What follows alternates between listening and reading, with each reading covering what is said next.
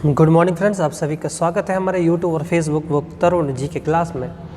तो मित्रों, यहाँ पर हम अभी स्टैटिक जीके का पार्ट 4 यहाँ पर कंप्लीट कर रहे हैं। यदि आपने आगे के 3 वीडियोस नहीं देखे तो उनको ज़रूर देखें, क्योंकि ये बहुत इंपॉर्टेंट है और हर सरकारी एग्जाम्स में क्वेश्चन रिपीटेड होते हैं और मैंने जो क्वेश्चंस लिए वो रिपीटेड क्वेश्चंस का ही पोर्शन है। यदि वीडियो अच्छा लगे तो वीडियो को लाइक शेयर जरूर करें और हमारे चैनल को सब्सक्राइब करें। अपन चालू करते हैं अपना ये वाला सेशन। तो ये लास्ट तक क्वेश्चन 100 तक हमने कंप्लीट कर लिए थे। यहाँ पर हम टॉप 15 क्वेश्चंस को कंप्लीट करेंगे। तो पहला क्वेश्चन है उसका कि माउंट एवरेस्ट पर चढ़ने वाली पहली भारतीय महिला कौन थी। तो जब भी आपसे पूछे माउंट एवरेस्ट पर चढ़ने वाली पहली भारतीय महिला कौन थी, यहाँ पर क्लियर अच्छे से करना। माउंट एवरेस्ट पर पहुँचने वाली पहली भारतीय महिला की बात कर रहे हैं। यहाँ पर क्या नाम है? बछेंद्री पाल। और कई बार दूसरी भी पूछा जाता है, तो यहाँ पर पहली बछेंद्री पाल। लेकिन वर्ल्ड की पूछ ले तो आपको जापान की ना जुंको तबई का नाम याद रखना है। जापान की कौन है? जुंको तबई वर्ल्ड की पहली महिला है जो माउंट एवरेस्ट पर पहुंची। 8,848 से 8,850 मीटर उसकी हाइट है, याद रखिएगा। सर्वप्रथम किस भारतीय साहित्यकार को नोबेल पुरस्कार प्रदान किया गया था? देखो, भारतीय साहित्यकार का नाम है तो आपको रविन्द्रनाथ टैगोर का नाम याद रख लेना है, ठीक है। इनको सबसे पहले साहित्य का नोबेल पुरस्कार दिया गया था और इनके भाई थे सत्येंद्र नाथ। तो ये पहले सिविल सर्विसेज थे भारत के, इनके भाई। सरदार सरोवर परियोजना किस नदी पर स्थित है? यहाँ पर क्वेश्चन है, सरदार सरोवर परियोजना किस नदी पर स्थित है? तो नर्मदा नदी पर स्थित है सरदार सरोवर परियोजना, और ये गुजरात में है। इतना आपको याद रखना है। भारत में स्थापित प्रथम नेशनल पार्क का नाम क्या था? Jim Corbett. क्या नाम था? Jim Corbett. अच्छा, जिम कॉर्बेट के पहले इसका नाम हुआ करता था हैली। क्या कौन सा पार्क? Heli national park. और इसको फिर चेंज करके क्या कर दिया था? जिम कॉर्बेट कर दिया था। फिलहाल ये उत्तराखंड में है। भारत का पहला नगर, यहाँ देखो, भारत के पहले नगर निगम की बात कर रहे तो ये मद्रास है। भारत का पहला नगर निगम क्या है? मद्रास। लेकिन यदि आपसे मध्य प्रदेश का पहला नगर निगम पूछे तो आपको जबलपुर लगा देना है। मध्य प्रदेश की पहली नगर पालिका पूछे तो दतिया लगा देना है। तो ये क्वेश्चंस को फिलहाल याद रखना। पर भारत का पहला नगर निगम का नाम क्या है? मद्रास। कुतुब मीनार कहाँ पर है? दिल्ली में है। आपको पता भी होगा कि कुतुब मीनार का निर्माण किसने कराया और किसने कंप्लीट कराया? कंप्लीट तो इल्तुतमिश ने कराया था और कुतुबुद्दीन ऐबक ने इसकी नींव डाली हुई थी। कुतुबुद्दीन ऐबक का नाम याद रखना। इसने इसकी नींव डाली हुई थी, लेकिन इसको कंप्लीट कराया था इल्तुतमिश ने। भारत में सर्वाधिक चावल कहाँ होते हैं? वेस्ट बंगाल में होते हैं।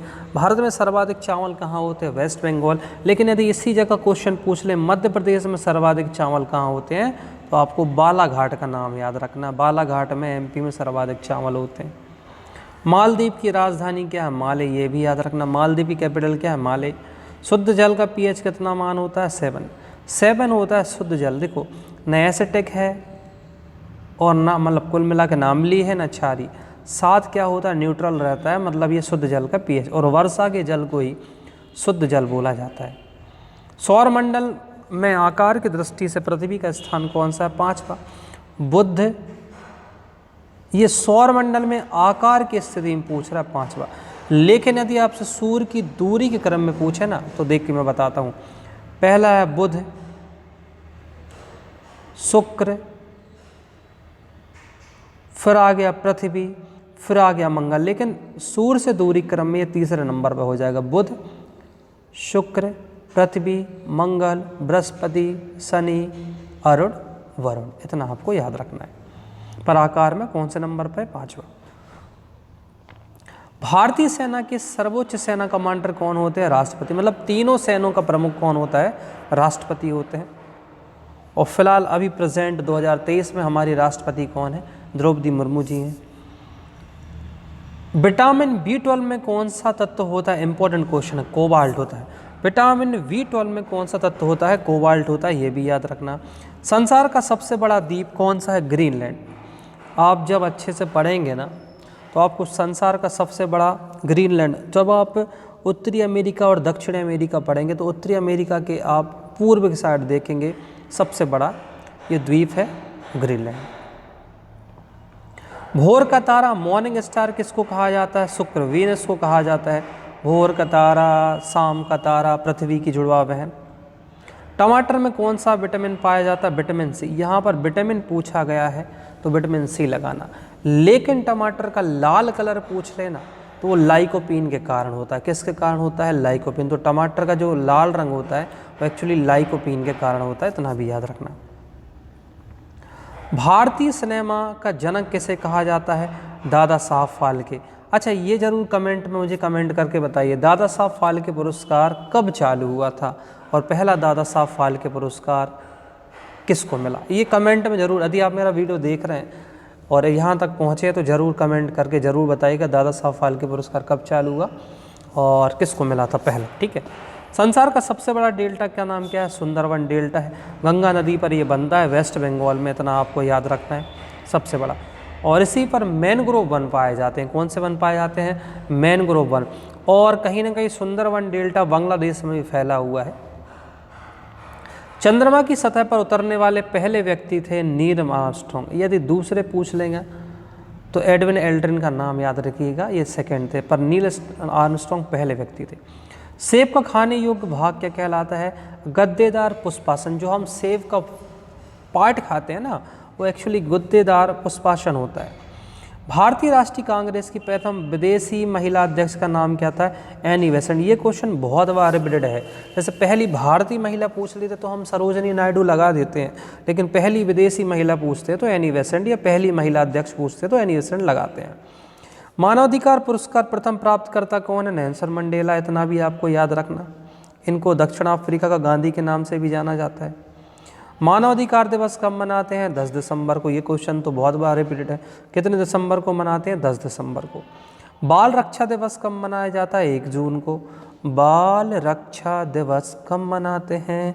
1 जून को। भारतीय राष्ट्रीय कांग्रेस की स्थापना कब हुई थी? तो 1885 का आपको डेट याद रख लेना है। बाबर का मकबरा कहाँ है? काबुल में है। यामा किसकी रचना है? महादेवी वर्मा। ये भी बहुत बार रिपीटेड है। यामा किसकी रचना है? महादेवी। अब यामा के लिए महादेवी वर्मा को कौन सा पुरस्कार मिला था? यदि आपको पता है तो जरूर कमेंट में करके बताइए। एक पुरस्कार मिला, बहुत फेमस पुरस्कार। बुद्ध के बचपन का नाम क्या था? सिद्धार्थ था। भारत का 29वां राज्य कौन सा है? तेलंगाना था। लेकिन अभी भारत में प्रेजेंट में 2023 में 28 राज्य हैं, क्योंकि जम्मू कश्मीर बन चुका है यूटी। अच्छा, ये जो तेलंगाना बना था एक्चुअली वो 2 से या 4 जून को 2014 को बना था, इतना भी याद रखना। एक्सरे की खोज कौन ने करी? रोंटगन ने। एक्सरे की खोज किसने करी है? रोंटगन ने। किसने कहा करो या मरो का नारा दिया? महात्मा गांधी ने दिया था। साहित्य के क्षेत्र में भारत का सर्वोच्च पुरस्कार होता है ज्ञानपीठ। ये भी जरूर याद रखना, ज्ञानपीठ पुरस्कार सर्वोच्च पुरस्कार है भारत का। चांदी सर्वाधिक कहाँ पे होती है? मैक्सिको। और भारत में कहाँ होती है? तो राजस्थान। इतना भी याद रखना, चांदी सर्वाधिक। किसने आर्य समाज की स्थापना करी? दयानंद सरस्वती ने आर्य समाज की स्थापना की। न्यूट्रॉन की खोज किसने करी? चैडविक ने करी। न्यूजीलैंड में पाई जाने वाली उड़न विहीन पक्षी कौन सा है? कीवी। मेगास्थनीज किसका राजदूत था? देखो, मेगास्थनीज सेल्यूकस निकेटर का राजदूत था, लेकिन ये चंद्रगुप्त के दरबार में गया था, इतना भी याद रखना। मेगास्थनीज की रचना का नाम इंडिका है। क्या है रचना का नाम? इंडिका है। और ये सेल्यूकस निकेटर का राजदूत था, लेकिन चंद्रगुप्त के दरबार में गया था। दादा साहब फाल्के पुरस्कार से सम्मानित प्रथम व्यक्ति थे देविका रानी। देखो, ये एक्चुअली क्वेश्चन थोड़ी देर पहले मैंने पूछा था, इसलिए पूछा था कि देविका रानी को सबसे पहले दादा साहब फाल्के पुरस्कार मिला था। बांस क्या है? घास। देखो, बांस को ना भारत सरकार ने घास की कैटेगरी में डाला। क्यों डाला उसका कारण बता रहा हूँ। क्योंकि घास की कैटेगरी में डालने से ये हो गया कि आप उसको काटने के लिए आपको परमिशन नहीं लेनी पड़ती। लेकिन पहले घास क्या था, उसको घास की कैटेगरी में नहीं रखा था, तो यदि बांस काटने से पहले क्या सरकार से परमिशन लेनी पड़ती थी, तो गवर्नमेंट ने उठा के उसको किस कैटेगरी में डाल दिया? घास। तो भैया आप उगाइए और काट लीजिए, कोई परमिशन की ज़रूरत नहीं। लाल बहादुर शास्त्री का जो समाधि स्थल उसका नाम क्या है? विजय घाट। क्या नाम उसका? विजय घाट।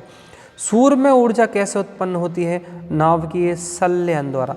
संलयन में क्या होते हैं? आपस में अणु मिल जाते हैं, विखंडन में टूटते हैं। नाभिकीय संलयन पे हाइड्रोजन बम काम करता है, इसलिए हाइड्रोजन बम परमाणु बम से ज़्यादा शक्तिशाली है, क्योंकि वो संलयन के पे काम करता है। विखंडन में परमाणु बम काम करता है, याद रखिएगा। तो संलयन ज़्यादा खतरनाक होता है कंपेयर टू विखंडन। शेरशाह का मकबरा कहाँ है? सासाराम। सासाराम बिहार में। ये शेरशाह सूरी का मकबरा है, इतना भी याद रखिएगा।